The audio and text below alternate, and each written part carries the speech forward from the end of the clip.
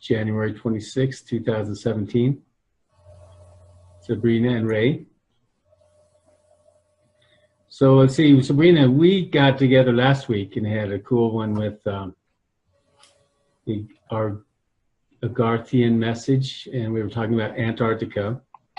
And I know, Ray, you follow Antarctica. Yes. Right? Yes.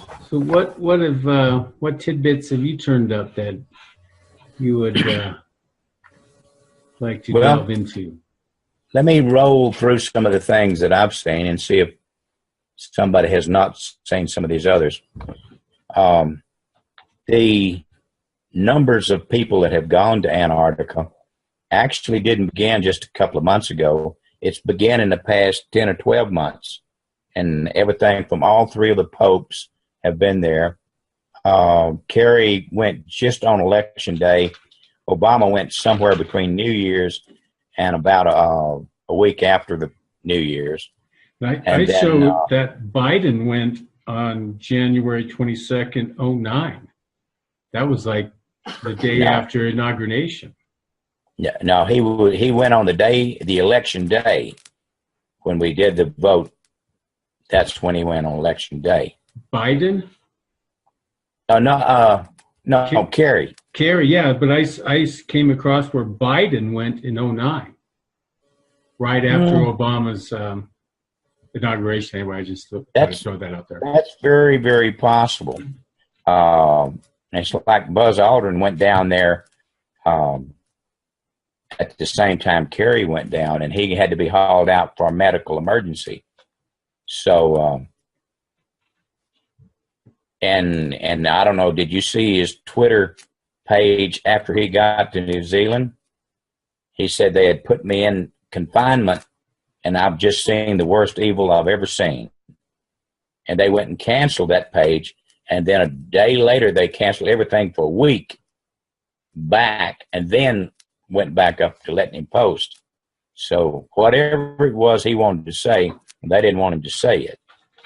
So the other thing that I've found, I've been following some of the contractors who are contracted to bring supplies in and support the operation down in Antarctica. And that is a very interesting, because a lot of the contractors have now gone to Australia and started building bases there to work out of to go to Antarctica. But you know as well as I do, that doesn't happen overnight, to negotiate the land, start building a base, and they've been in the process for several months. So they probably knew before we, the public, even heard about it. And then there's been 3 or 4 things. Since this news has started, of course, everybody is scanning Google Maps like ants on honey. So they found the deal that looks like steps. Do you know? Have you seen that one? Yes. Did you see the one where short ways from it they found what appears to be pipes? Yeah, possibly. I saw where they were. One was the steps, and the other kind of looked like steps, or it could be pipes, I guess, too, or something. Yeah. It was turned sideways. You could see the shadows going around under it like you would on a pipe. Mm-hmm. Then they found what they call the stockade. Did you see the stockade? I don't think so. It's an oval configuration, and then on the outside circle, and then inside it had an inside circle. Did you see that? I think I did come across that. Not remembering it too well, but yeah, I remember seeing some kind of base, they call it, and it was like a round. It was round. Mm-hmm. And then yesterday they found a site where there's a saucer inside a cave. And they took a Google picture and zoomed in. But when you start talking about Google Maps, those damn things could have been done 4, 5, 6 years ago. But still and yet, when they zoomed in, it was obvious saucer and something real different, like it was under the ledge of a cave back under there. And you could see the light reflecting off the snow that had blown in and around it. But that was kind of interesting to see. But the other thing, in reading some other information, I'd heard they'd been down there several years, and they've developed a steam machine that blows heat out on the ice and melts it back in large layers. So they're drilling down to something they found under the ice. They're melting it off in layers and pulling all that water out to some other place. Mothership. A mothership? They found two. They found two ships. There are three. The one under the cave, and there's one under a lake up there. You can see it just looking down into it. So what's that all mean, though? I mean, we've got the Patriarch Kirill, that's the Russian Pope, basically. The popes, so religious leaders, vice presidents, Putin, supposed to have gone there here just this January. Yeah. So, I mean, what is going on with all that? What do you think? You know, it's just... Well, you got to understand, most of those damn people are older than I am, and you're going to take an old fart into a very inhospitable environment, the worst on the planet Earth, and you're going to go down there? Right. Don't make a lot of sense for a smart person, much less a dumb one. But so is this part of it? Is this disclosure? Is this what it's doing? Are they still hiding it? It looks like they still want to hide it all. I think they're still hiding it because they've melted so much away that there's no way to hide it anymore. It's going to become visible. So they're going to give us a nice soft shoe and dance and tell us how pretty it is and how much we're going to get out of it. I think we'll be lucky to even know any of the truth in 10 years. Yeah. But whatever they've got a hold of is very important for humanity. Right. And I believe it will cause humanity to have a different insight on the truth of the history of planet Earth. Right. And one of the things that I listened to yesterday, I read, Cliff High's got a Twitter account, and he talks to many people on that Twitter account. And so little bits of information comes out.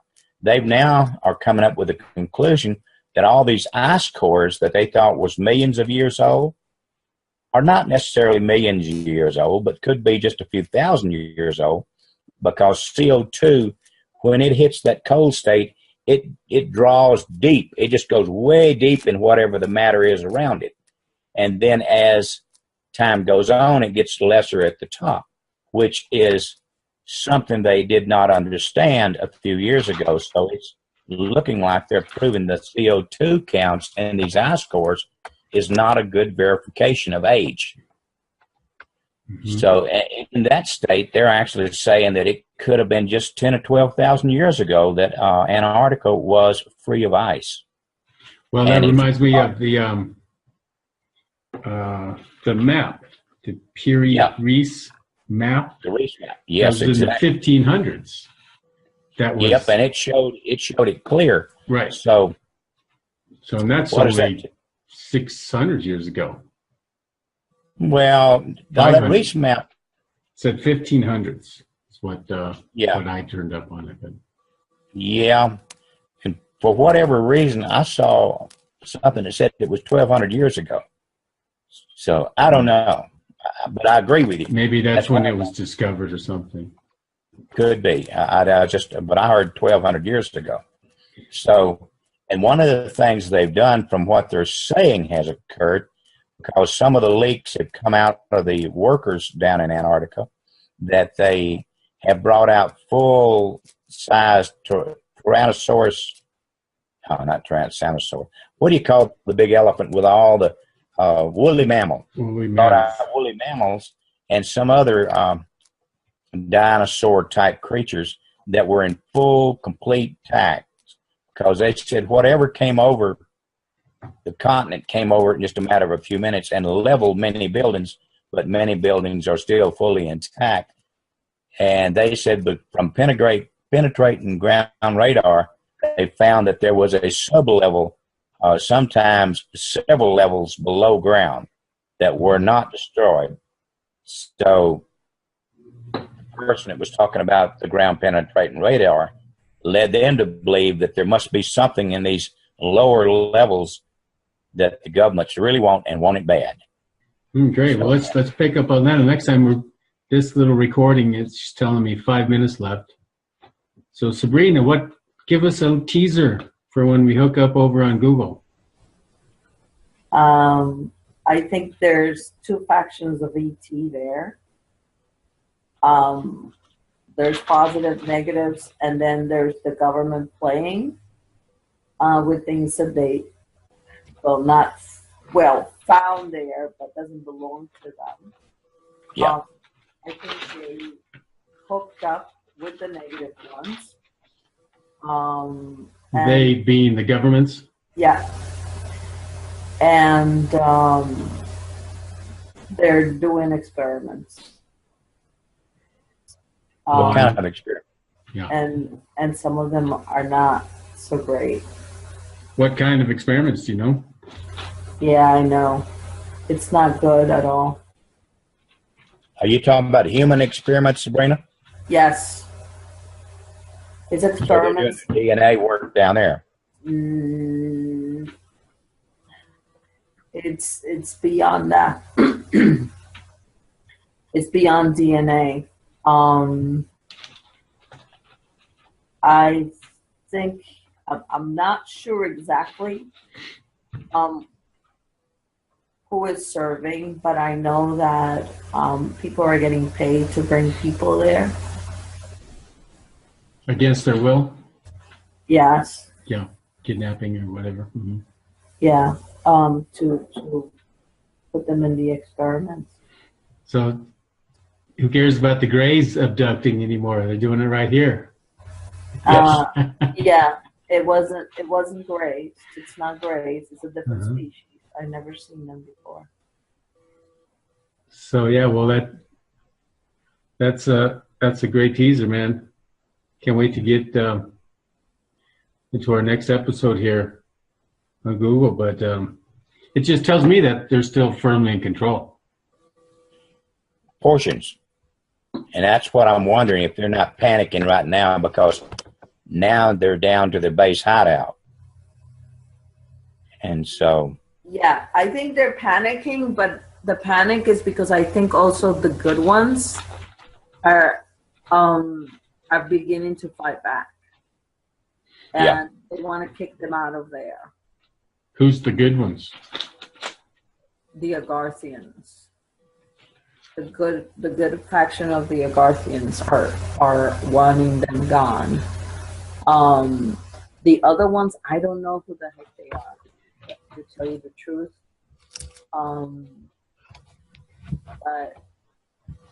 But I think that's part of the issue.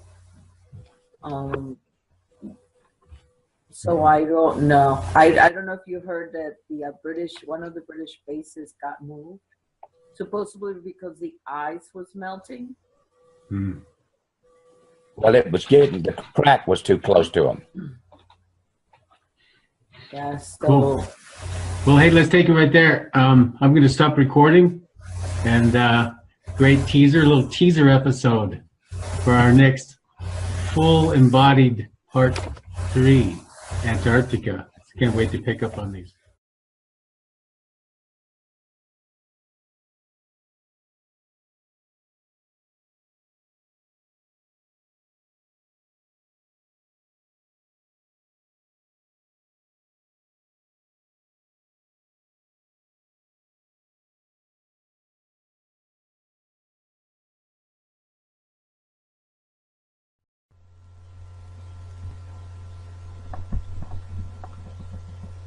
What the U.S. government found and then covered up in Antarctica will be surprising.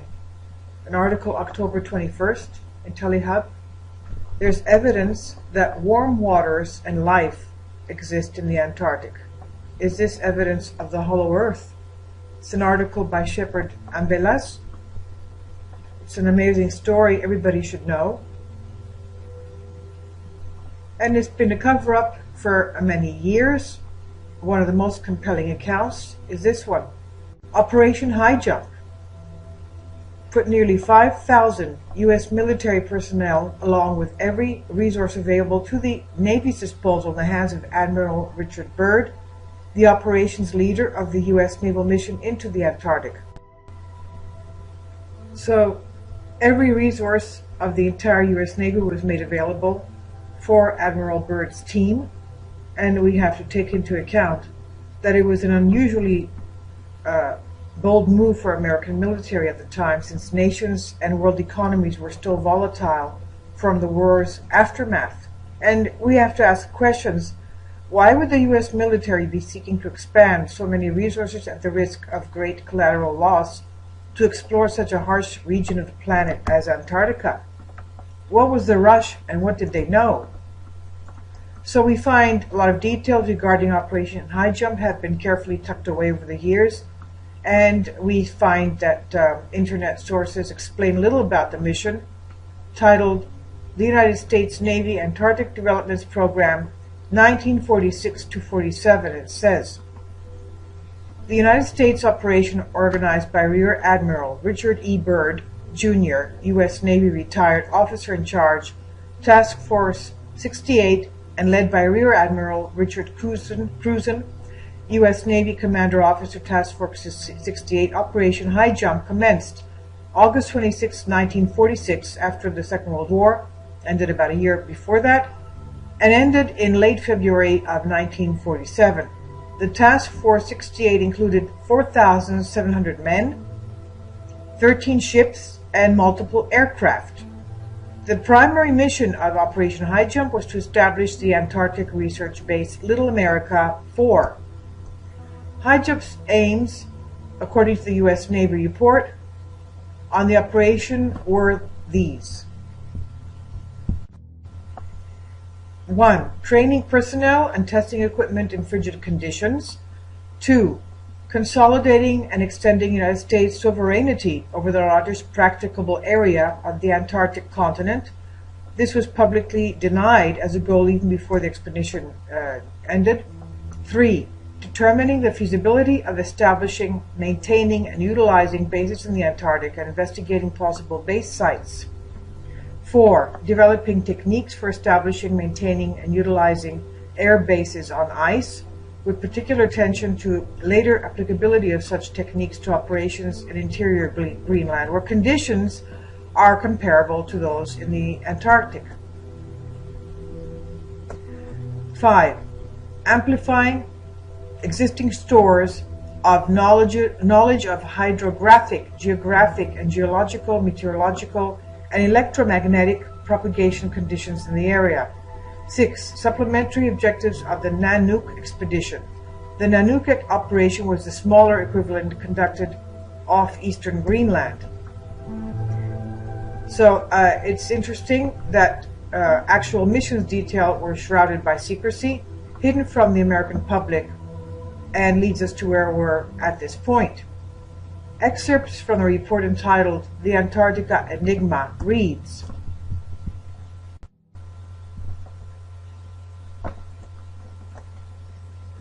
little other information was released to the media about the mission, although most journalists were suspicious of its true purpose given the huge amount of military hardware involved. The U.S. Navy also strongly emphasized that Operation High Jump was going to be a Navy show. Admiral Ramsey preliminary orders of August 26, 1946 stated that the Chief of Naval Operations will deal with other government agencies, and that no diplomatic negotiations are required. No foreign observers will be accepted. Not exactly an invitation to scrutiny, even from other arms of the government. Admiral Byrd was a strategic choice, as he was a national hero to the Americans. He had pioneered the technology that would be a foundation for modern polar exploration and investigation, had been repeatedly decorated and had undertaken many expeditions to Antarctica, and was also the first man to fly over both poles, north and south. However, the task force itself remained strictly under the military command of Rear Admiral Richard Cruzen. Unfortunately, the ship's central group entered the ice pack of the Ross Sea on December 31st, 46, and found conditions as bad as had been noted for over a century. Sea breakers such as the U.S. CGC Burton Island, a ship that had only recently been commissioned and was still undergoing sea trials off the California coast when Operation High Jump was launched, fought to cut away through the ice to help the men land. Richard Cruzen was one of the few men to have located at several oases. So these several oasis locations were the actual real reason the expedition team was sent there in the first place, although at the time only those with a top secret clearance would truly know the mission's true objective. An excerpt from the Davies County Historical Society reads, according to a Navy report, 1,000 miles off new coastline was discovered on exploratory trips by the Bear and Bird seaplane. Commented by Secretary of the Navy Frank Knox for his superior seamanship, ability, courage, determination, efficiency, and good judgment in dangerous emergencies, Cruzen was one of the 16 members of the 1939-41 expedition who received the Antarctic Expedition Medal, presented in November 46. On December 2nd of 46, Cruzen once more set sail for the Antarctic continent, this time a task force commander under Admiral Byrd of the Navy's Antarctic Development Project, also known as Operation High Jump. Cruzen led a force of 13 ships, the adventure of the lifetime. Besides looking for new scientific data, another purpose of the expedition was to train Navy personnel and to test standard Navy ships and the equipment in cold weather operations. Cruzen navigated through an ice pack of several hundred miles before reaching Little America. Icebergs and unpredictable weather were formidable foes during the course of the expedition. Among the discoveries made in 46-47 expedition was the sighting of two oases. One, a region of ice-free lakes and land. More than 300,000 square miles of unpathed territory were charted on aerial mapping operations. Their observations proved that radical changes would have to be made on existing maps of the Antarctic. So, why would warm spots and warm water exist in the Antarctic? What does that mean? Researchers such as Dr. Brooks Agnew and others have deeply considered the possibility that the Earth itself could be a hollow egg-like lake shape, meaning that there is a hollow Earth, rising to the hollow Earth theory. Although this theory seems hard to comprehend because we've been told exactly the opposite our entire lives in school and so on. So what if the Earth was hollow? Would that be possible? And is there evidence to back this up? And the answer is yes. Evidence shows that the Earth rings like a bell after an earthquake for a period of up to about 60 minutes. And that's why some scientists and researchers say that this is due to the fact that the Earth is hollow. If the Earth had a solid core, then the earthquake happened, when the earthquake happened, it would likely absorb all of the vibration and not resonate it like a bell. This is just one detail that should open our minds to the possibility at this time due to a lack of his funding. Brooke plans to use a sun compass and a gyroscope above the 60th parallel to get accurate measurements of the oceanic depression. If the rate of change begins to increase, then likely the team would be entering the long, elusive polar depression, which has been reported by ancient Viking explorers and modern-day seamen alike. Agnew talks about the formation of planets, Sir Isaac Newton, difference between thick and thin crust physics, zero gravity, and more, on various interviews that he's made. And we also have this wonderful mystery of what happened to the reindeer that the Norwegian whalers left on Antarctica over 100 years ago. They did not believe that the reindeer would live. However, 100 years later, they're thriving and nobody can get rid of them. It's a mystery how they survive in the Antarctic.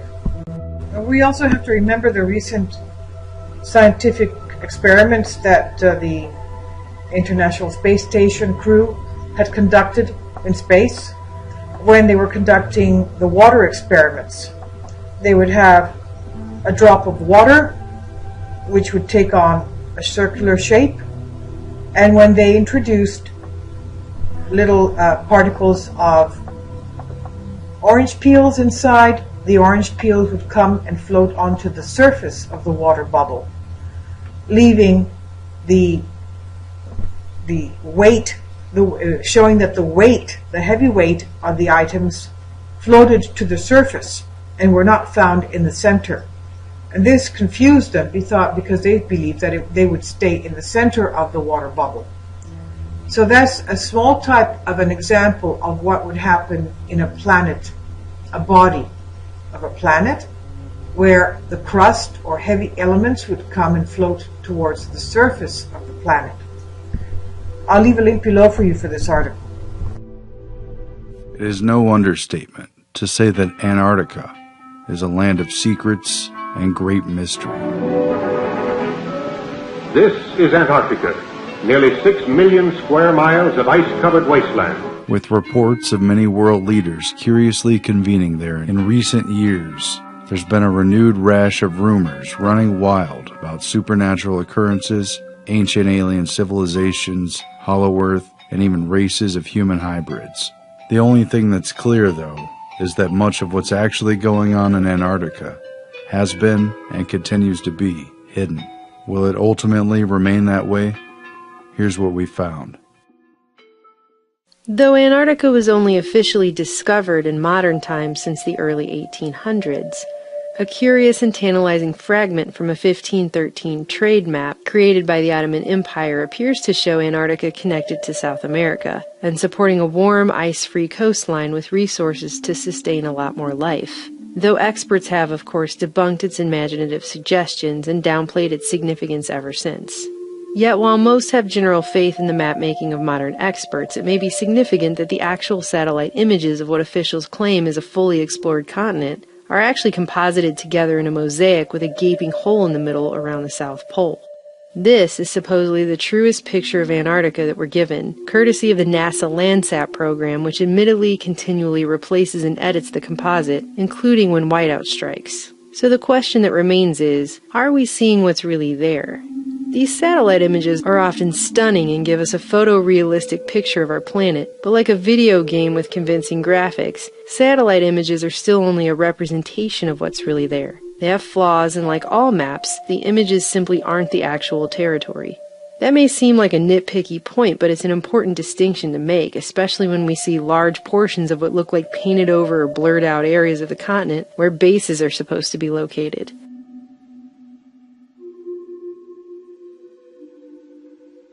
Considering even super secretive Area 51 shows up pretty clear on Google Earth, you have to ask yourself, what's really in Antarctica that in 2017 we still supposedly don't have sophisticated enough technology for the general public to see it?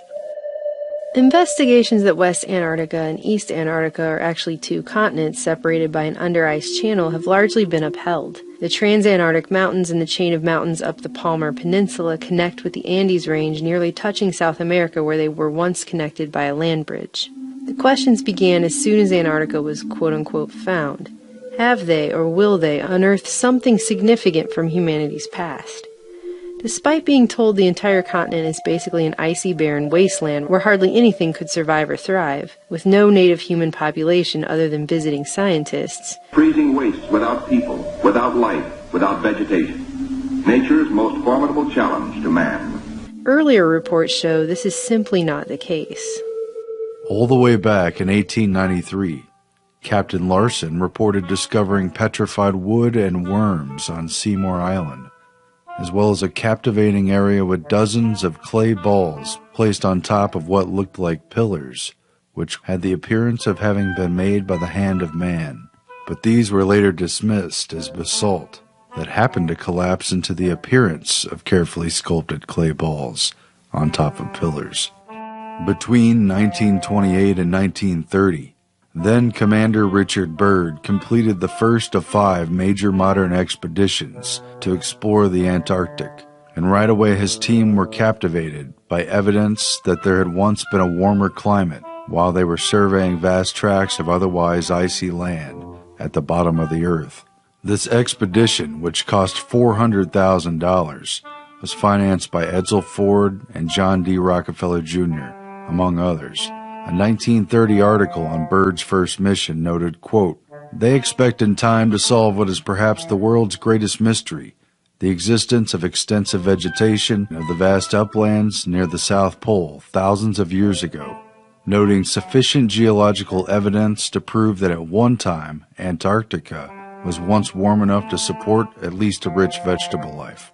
In 1947, the U.S. Navy claimed they found a place they named the Bunger Oasis, though it may have been explored earlier. The Soviets established a research station there during their expedition in 1956 at the now-defunct Polish A.B. Dabrowski Polar Station, in a fascinating 200-square-mile iceless area. At the same time, it was noted that the Russians moved so much equipment and supplies into the oasis that Australian and New Zealand diplomats were convinced they may be setting up permanent air and submarine bases there. No wonder that one of the most compelling anomalies spotted on satellite images of Antarctica is only 35 miles from the Soviet base, in what appears to many to be a domed metal lid over some sort of underground entrance. In the meantime, no one has even confirmed or fully debunked the suspicions of conspiracy theorists on what this image even shows. Throughout further wide-scale explorations in the 40s and 50s, scientists on military expeditions reported finding ice-free oases with waterfalls cascading down rocky cliffs into dry valleys containing freshwater lakes on the interior of the continent, mountain ranges reaching thousands of feet above icy wastes, fossilized trees, and even the remains of petrified forests. In 1957, the U.S. military acknowledged finding at least 2 other oasis locations in Antarctica only a few hundred miles from the South Pole, both free of ice and large enough to house entire air bases. But the military wouldn't disclose the locations to prevent other nations from potentially establishing bases there. These oases reportedly have a radically different climate from the rest of the continent, places free of ice and snow where the soil can reach temperatures of 77 degrees Fahrenheit at midday, and warm winds blow over freshwater lakes where strange specimens grow. While transversing the interior, a seismologist gave his account in 1958 of coming across a fresh lake 100 yards across with pinkish flowers growing in the bottom of it, which he could not identify. Experts have concluded these areas could sustain year-round human settlements, yet these highly contrasted landscapes are often difficult to spot when browsing through satellite imagery for whatever reason. Antarctica's past life as a tropical oasis is further upheld by the discovery of geothermal heated lakes, where almost any form of life could have survived and even continued up until this point, even while the rest of the continent froze over. The Russians at Vostok Station confirmed the discovery of a huge freshwater lake buried nearly 2 miles under the ice cap that they named Lake Vostok. It has attracted a great deal of attention ever since they've successfully drilled through the ice cap and collected active biological samples of living bacteria from a liquid lake that has otherwise been an isolated ecosystem for what scientists claim is as much as 15 million years. Located at the so-called South Pole of Cold, Lake Vostok is nearly as big as Lake Ontario, and at 6,000 square miles in surface area, 160 miles in length, and 30 miles of width. It measures to an astounding depth of more than 2,600 feet at some points. Its scientists claim they've found more than 3,500 life forms, as well as rich fossil evidence from a time that they've up until now known nothing about. Even more curious, however, was the confirmed discovery of a huge magnetic anomaly on the east coast of this underground lake that spans a vast 65 by 47 miles. Mainstream scientists hypothesized that a thinning of the Earth's crust at that location caused the anomaly, while others suggested a meteorite hit there, while still others suggest that the dimensions of such a significant magnetic anomaly could signify a lost city on the shores of the underground lake. With so much secrecy shrouding Antarctica, do you think the public would be told if something were found there? Interestingly, it parallels the plot to the film 2001: A Space Odyssey. Scientists on the moon unearth a vast tychomagnetic anomaly that proves to be a monolithic signal device from an unseen extraterrestrial race. Hundreds of these subglacial lakes are known to exist, and most remain still unexplored.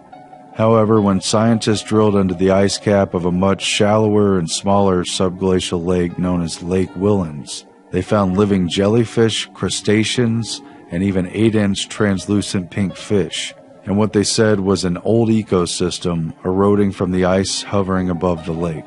These finds and more continue to fuel speculation, as they have over the past century, that Antarctica is holding on to secret links to mankind's past, and possibly the remnants of ancient civilizations which could have resided there in warmer times. Despite the appearance of being completely peaceful and solely dedicated to international cooperative scientific research, and despite the public being repeatedly told for decades that Antarctica officially holds, quote, no military value, the massive continent and its surrounding islands in the polar region are of great strategic significance. The place doesn't just lay idle and ownerless. And this surrounds perhaps the biggest secret of Antarctica, an open and rather obvious one. The 1959 Antarctic Treaty, signed by a dozen nations that include the U.S., Argentina, Australia, Chile, New Zealand, Norway, Russia, France, and the United Kingdom, put in place the appearance of a harmonious international atmosphere where Cold War hostilities are rejected and peace is permanent. But in reality, major military forces remain embedded there, outwardly serving as the custodians of man's activities on the continent. And it remains true with now 53 signatories.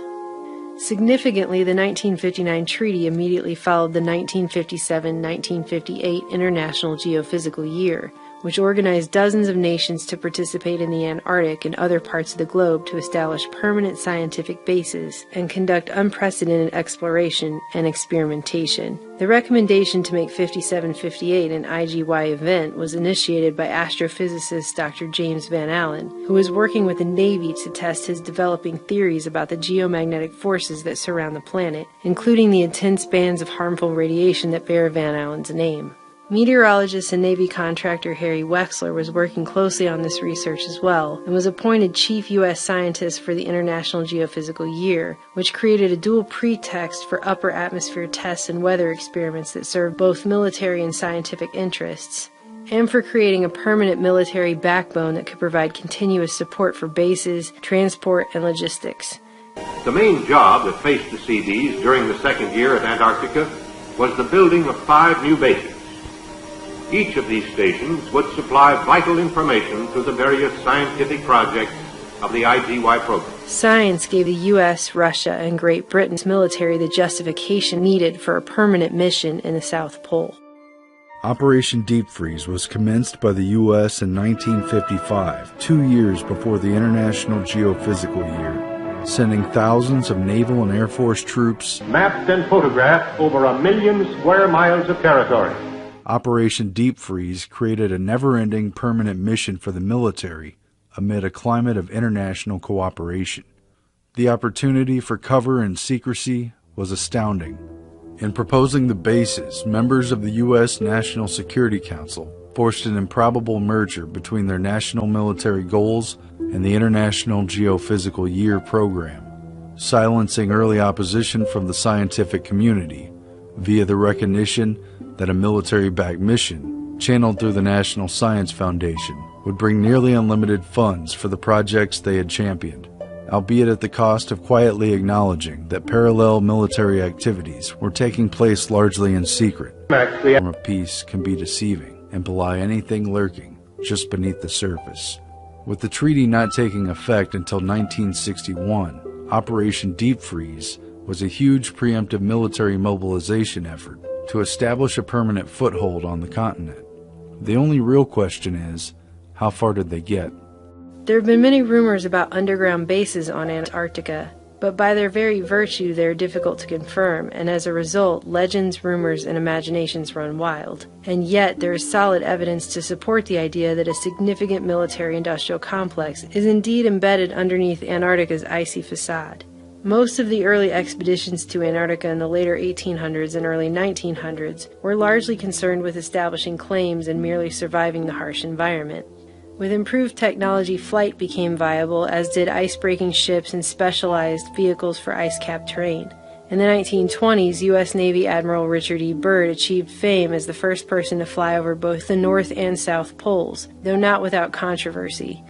Byrd's first of 5 expeditions to Antarctica from 1928 to 1929 was privately sponsored by backers including the Rockefellers and Fords, seeking uranium, coal, and shale deposits, gold, copper, and other exploitable minerals, as well as locations to establish base camps. Byrd established Little America, among other camps, which was later plunged into the sea by the shifting ice. Byrd's second 1934 to 1935 expedition focused more on weather. Publicly, the expedition was mostly known for Byrd's dramatic wintering in alone at a meteorological station where he nearly died of carbon monoxide poisoning from a poorly vented stove, yet he lived to publish a best-selling account of it. Behind the drama, it was a major effort to study the relationship between seismic activity, geomagnetic forces, atmosphere, and weather. James Van Allen, who discovered the Van Allen radiation belts that bear his name, took part in Byrd's second expedition as assistant to the chief scientist, and later became a driving force in Antarctic weather experimentation, while Byrd helped the U.S. secure its claims there. Hitler's right-hand man, Hermann Goering, personally signed off on Germany's third expedition to Antarctica, and its first since before World War I. This became the infamous Neuschwabenland Nazi expedition, launched in 1938 and completed officially in 1939, just before initiating war with Poland. It was to be a secret reconnaissance expedition, with only 33 members plus the ship's crew. Following a German whaling expedition in 1937-38, it aimed ostensibly at increasing the production of fat for the coming war effort. However, the real mission was clearly to establish permanent bases for Nazi raids and other naval activities. The Nazis staked out claims and dropped flags from planes over a large 231,000 square kilometer area, taking some 16,000 aerial color photos, along with prospector data to support legal claims based on the right of exploration, utterly disregarding previous claims by Norway over Queen Maud Land. Finding out about the secret mission through their German diplomat, Norway quickly attempted to annex the territory by decree 3 days before the Nazi expedition even reached Antarctica. But it didn't deter Germany, who issued a decree in August 1939 after the mission, establishing a German Antarctic sector, officially called Neuschwabenland. Less than a year later, in 1940, Germany had invaded and occupied both Norway and Queen Maud Land. Even mainstream historians admit officially that there is evidence of at least minor Nazi coastal bases in Antarctica, ones that were large enough to dock German battleships during the war. But there's no clear record of activities beyond that. Unofficially, rumors allege that several Nazi U-boats that disappeared from the records had carried top officials including Hitler to the South Pole after the war, and that a more extensive and permanent base existed. If this holds any truth, one possible location for a substantial fortress would have been the 200-square-mile ice-free Schirmacher Oasis, which the Nazis had first identified from the air, and which supported numerous international stations after the war.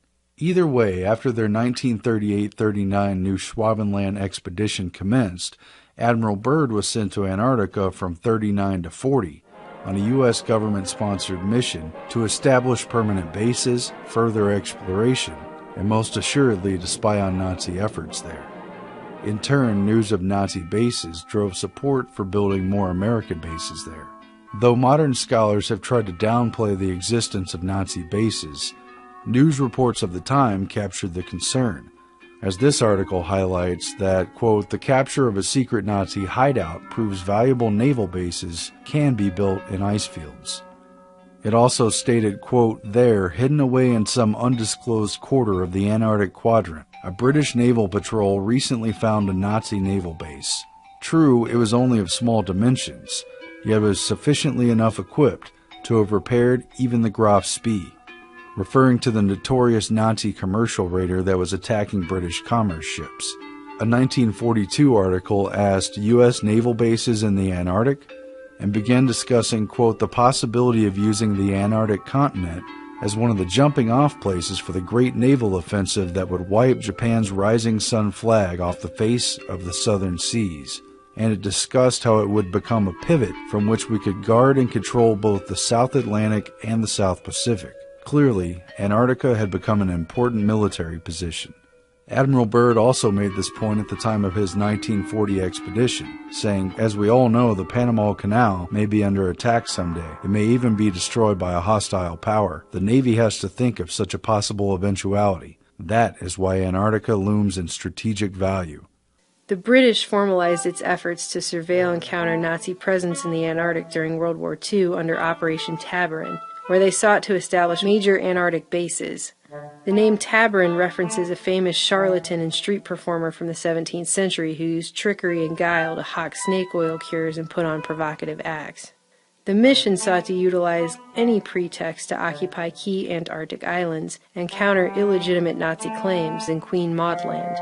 The British saw it as a power play to stave off Axis domination of the southernmost routes, especially between South America's tip and the Upper Peninsula. Britain reported not only Nazi bases there, but vexing Japanese whaling expeditions as well, and a definitive move was needed to outmaneuver Nazi-friendly Argentina, who held the de facto claim to influence over the region.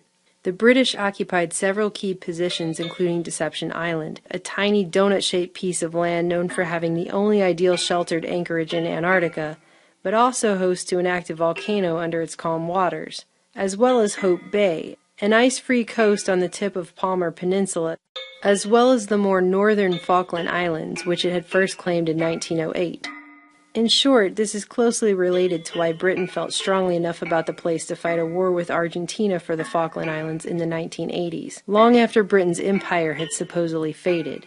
These strongholds and others were necessary to defend the important passage routes between the South Atlantic and Pacific Oceans, vital to the commercial and military affairs of both Britain and America, as well as to contend for supremacy in Antarctica. In World War II, the British fired upon the Germans' notorious Graf Spee pocket battleship in 1939 during the Battle of River Plate. A previous report indicated that British believed the Graf Spee was docking at a covert base in Antarctica and raided its commercial vessels.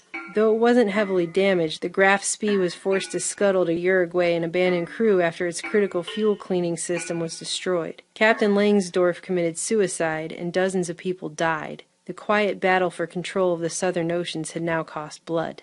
Under Tabarin, Britain tore down Argentinian flags and destroyed whaling stations that could supposedly be used by the Nazis and set up their own bases and stations to replace them. In the post-war era, Britain made fresh claims over the South Shetland Islands, the South Georgia Islands, and the Falkland Islands, even after the 1959 treaty. More secretly, the British built a significant base, known as Modheim Base, on the mainland of eastern Antarctica and in the general vicinity of the Nazis' new Schwabenland base in Queen Maud Land.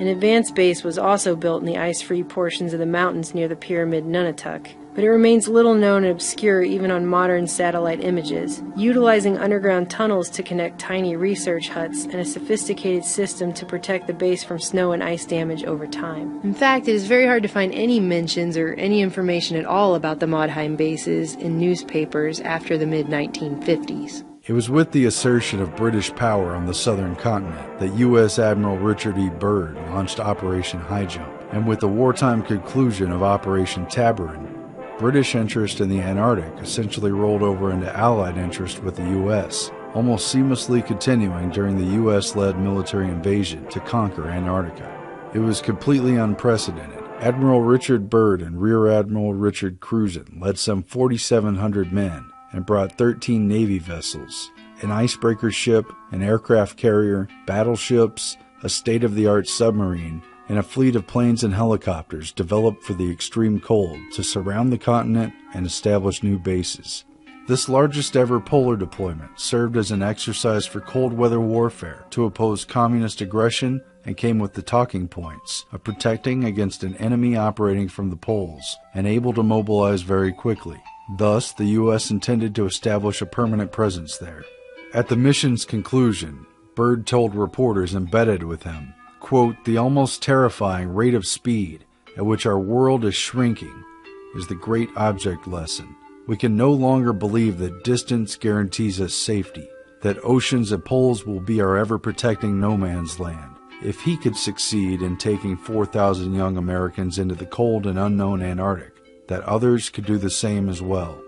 But Admiral Byrd was forced to retreat from the mission after only a few months. Newspaper accounts blamed the ice and the freezing up of the waterways, the same excuse mentioned ahead of time in papers before the expedition departed. Some have claimed that Byrd met a superior force that even possessed UFO aircraft that drove Byrd out of Antarctica. but this account is largely substantiated by a quote which attributed Admiral Byrd as saying, in case of a new war, the continental U.S. would be attacked by flying objects, which could fly pole to pole at incredible speeds.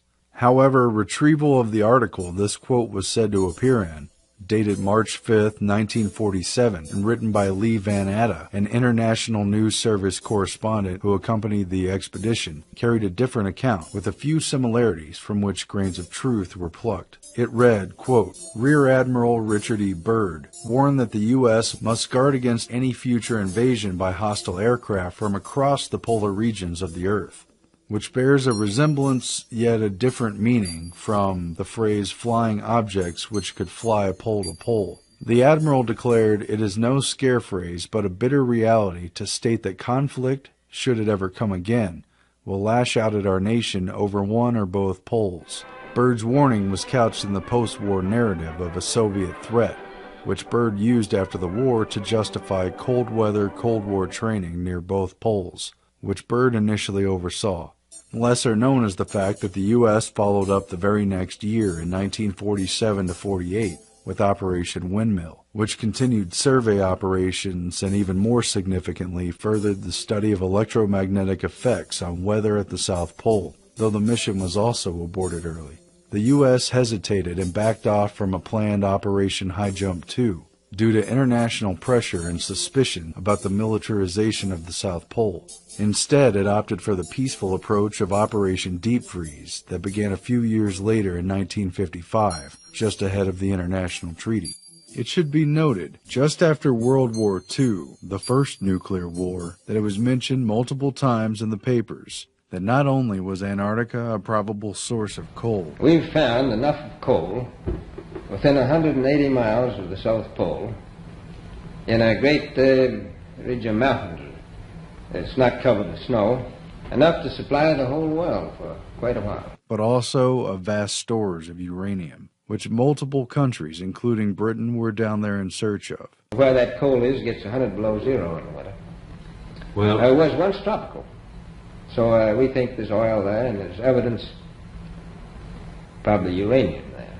The year after World War II ended, at the same time papers were quietly announcing in tiny articles buried in their back pages that Antarctica might be hiding large stores of uranium under its ice. A law and diplomacy professor at Tufts College was warning that the new free areas any toehold of world government and practice. Professor Leo Gross went on to say that the suspected presence of uranium in Antarctica necessitates the UN to act right away to, quote, start a pool of world government into which the nations could one day jump themselves, as many believe they will have to do before lasting world order can be established. Is it any secret? Is there uranium there? That would be the only thing that would be practical to actually go after, I suppose. Everything else would be economically unfeasible, wouldn't it? Well, as we recklessly expend our resources, the time will come when we'll have to go after that stuff down there.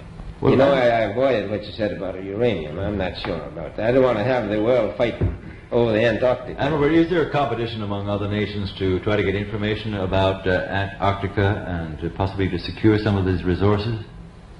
Well, yes.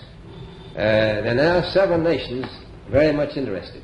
During the construction of these major installations, tunnels were dug between buildings, tunnels were dug for supplies and utility units and for specialized equipment. Underground entrances and bases were expanded and reinforced to protect against the harsh weather. Were there secret underground military facilities constructed during or after this time?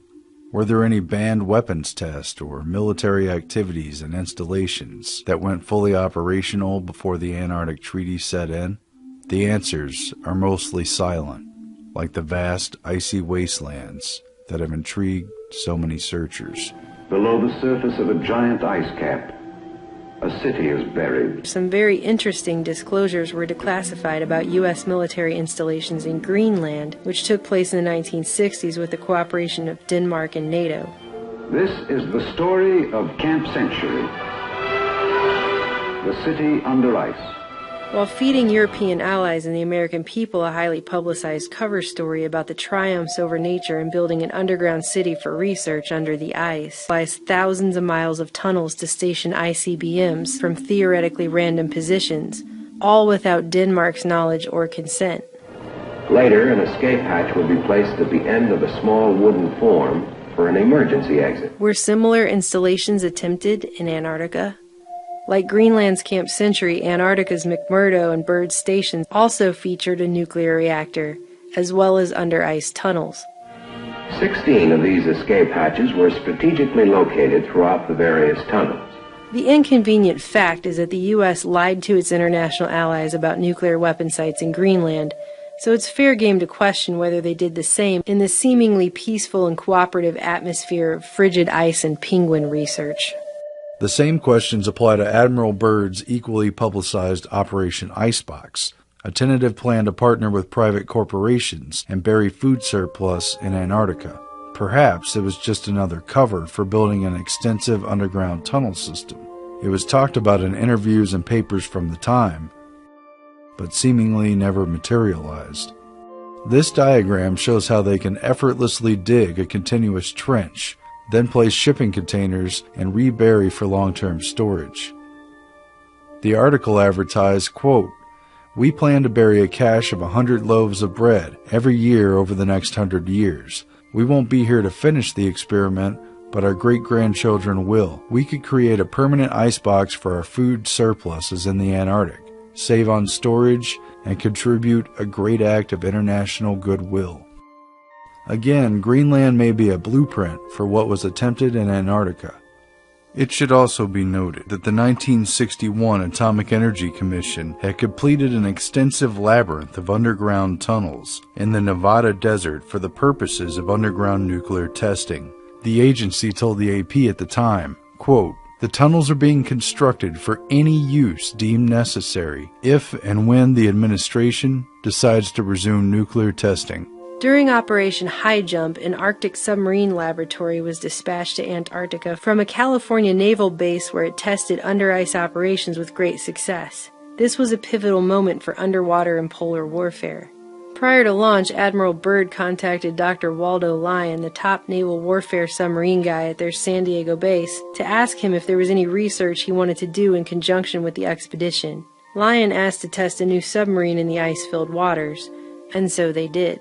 This Antarctic deployment was the first major field trial for subarctic submarine conditions, with success leading to new capabilities such as breaking through ice to surface and launching a nuclear warhead from underwater in range of Cold War targets anywhere on the map. Moreover, thousands of men were deployed to DEW-line distant early warning stations in North Canada and Greenland, and to submarines and aircraft patrolling the Bering Sea and northern Arctic waters under training originally supervised by Admiral Byrd. No further military tests were ever admitted in Antarctica, despite a massive militarization on the ice. And what came of the breakthroughs in ice core drilling, ice melting cryobots, deep-sea sea lab experiments designed for Arctic waters, and the 500-meter depths of its continental shelf? All of this must have made Antarctica's frozen abyss more accessible. Yet has anything significant been found? Have any bases been constructed there using tunnel boring systems, utilizing natural caves or geothermal hotspots? It's a big continent, so it's a very intriguing and perhaps plausible maybe. Again, Greenland may be a blueprint for what was attempted in Antarctica. Another little-known and underexplained role in Antarctica is that of NASA engineers, who sent units to train for conditions that might be found in space. Numerous press reports in the 50s and 60s made the point of comparing Antarctica's conditions to that of the Moon and Mars, cold, unforgiving, and remote. High-ranking officials, including Wernher von Braun, conducted special training missions there, including one to prepare for tunneled underground bases on the Moon, like the ones in Antarctica. Other NASA reports have remarked on the similar mountainous terrain. But did these training missions for space travel also double as an opportunity to upgrade and expand military bases under peaceful pretext in the region? Did NASA take advantage of the reclusive area as a secret launching base? How many rockets were being test-fired here? And what was their real purpose? And in early fall 1963, there were claims made that a nuclear bomb was detonated on the Antarctic continent. but as it did not register fallout, it was believed to have been set off either in the upper atmosphere where previous tests had been conducted or underneath the ice sheet. But the news was smothered. Despite the fact that this August 1963 blast, or test, was detected 2 days before the U.S. and Russia signed the Nuclear Test Ban Treaty, the White House ordered the detection of the explosion to be kept quiet until after the Senate voted on ratifying the grand sweeping treaty.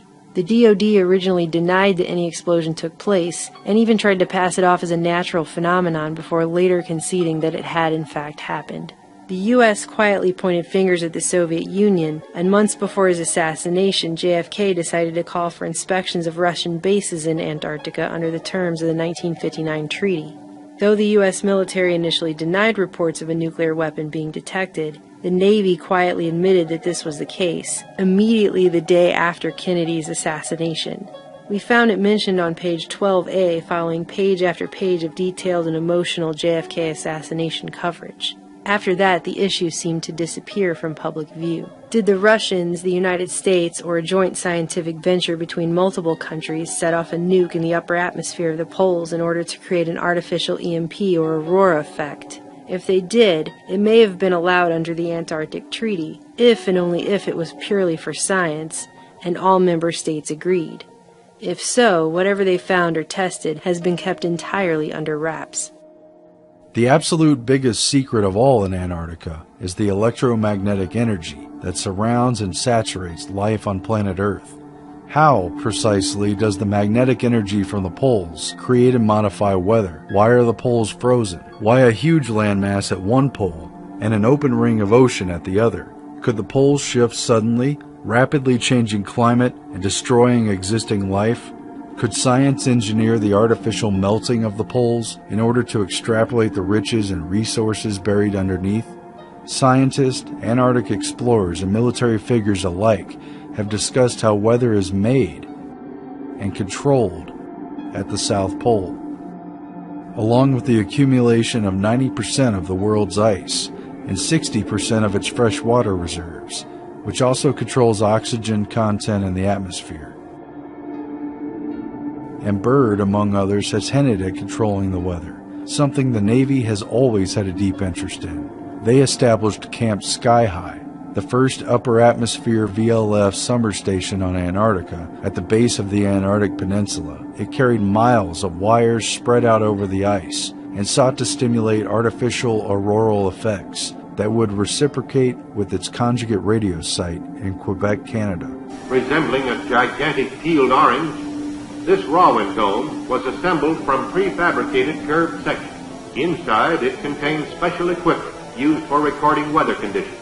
Another building, unusual in its dimensions, was the Aurora Airglow Tower. Skull and Bones journalist and op-ed extraordinaire William F. Buckley visited the South Pole and remarked on its use for weather control, interacting with scientists studying hydrodynamics of the Earth's core, as well as geomagnetic effects on weather. Harry Wexler, the chief U.S. scientist who was experimenting with weather control, was put in charge of the International Geophysical Year in 1958. This was the same year that Harry Wexler saw his plans for bombarding the ionosphere with nuclear weapons undergo live tests in the Navy's 1958 Operation Argus, creating an artificial aurora burst hundreds of miles away at magnetic correlates from the firing positions. The Earth itself is a magnet. It acts as a dipole surrounded by a field of magnetic force. We see that the magnetic field extends a great distance from the Earth. Any one of these field lines can be thought of as lying in a shell. Advances in understanding the electromagnetic shield that protects the planet lent themselves to military attempts to manipulate the weather. The Navy confirmed that it could black out satellite and radio communications with high-altitude explosions, eventually creating an EMP. What were their plans at the South Pole? Wexler was deep into this weather manipulation stuff, and leading the 1957-58 International Geophysical Year as chief U.S. scientist is very telling of the research objects of Antarctica. In his papers, Wexler had detailed specific designs for planetary-scale manipulation of the Earth's climate, using short and long-term radiation, and inducing artificial worldwide climate change. Another of his plans was to set off enough hydrogen bombs in the Arctic Circle to melt the ice and increase the world's temperature. Or conversely, Wexler proposed launching a fine powder into equatorial orbit to reduce the Earth's temperature with permanent Saturn-like rings. He also formulated a detailed plan for bombarding the atmosphere with chlorine or bromine and punching a hole in the stratospheric ozone layer, proven to work in military tests, only to oppose the same plan later. Wexler was on a working vacation at the elite Woods Hole Oceanographic Institute with which he was affiliated when he died unexpectedly of a heart attack in 1962 at the young age of 51. Just months earlier, he gave a final speech to Woods Hole titled On the Possibilities of Climate Control, explaining the mechanisms not just to seed a few clouds, but to permanently control the Earth's climate. The terms of the 1959 Antarctic Treaty, barring military activities and preserving the world south of the 60° south latitude line for science, does not apply to U.S. Navy operations on the open seas. If any kind of atmospheric heater, HARP device, or SBX-1 radar device, or even a nuclear submarine is used to manipulate or alter weather offshore, there's no jurisdiction over its activities there outside of military doctrine and secret government control. And then there's the totality of it all. Support for international scientific research trumps all other considerations in Antarctica.